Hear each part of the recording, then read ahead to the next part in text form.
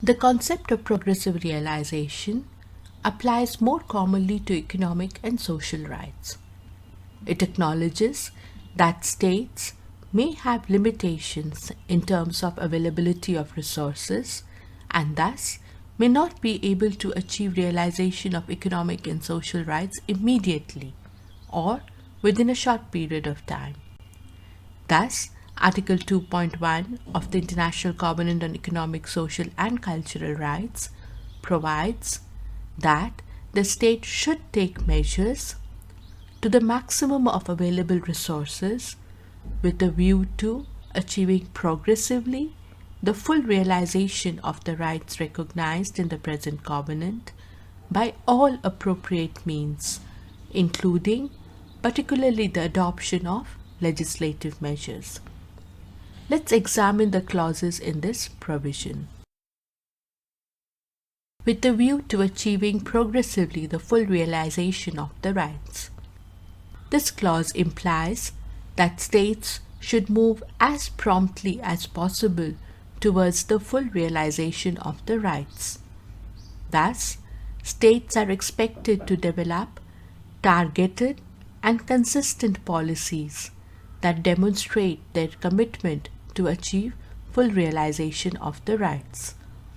States must devote all possible resources in the most effective way possible towards the realization of the rights.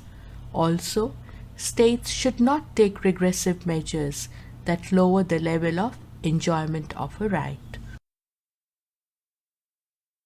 To the maximum of its available resources, the requirement to devote the maximum of available resources to the full realization of economic, social, and cultural rights is related to government decisions about budgets and expenditures. In making decisions about the expenditure of public money, states are expected to give priority to meeting their rights obligations. Similarly, in making decisions about the levels of taxation, states should try to ensure the availability of sufficient revenue so that they can assure the satisfaction of basic needs such as primary education, health care, housing, etc. By all appropriate means, this refers to measures that can be taken by states to achieve the progressive realization of rights.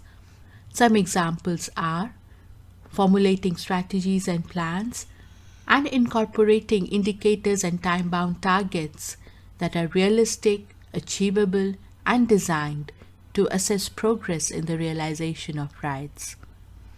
Adopting laws and policies and making adequate funds available to implement the plans and strategies. Regular monitoring and assessing the progress made in the implementation of plans and strategies. Establishing grievance mechanisms so that individuals can file complaints if the state does not meet its responsibilities. Let's revert back to the question we asked previously. Does the Constitution of your country have a chapter on fundamental rights and a chapter on directive principles of state policies or duties of the state? In some constitutions, the economic, social, and cultural rights are mentioned in the chapter on directive principles of state policy or duties of the state.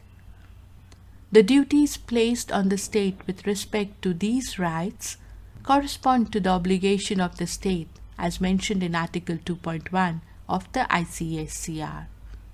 That is, state should take all appropriate measures to the maximum of available resources with a view to achieving progressively the full realization of the rights.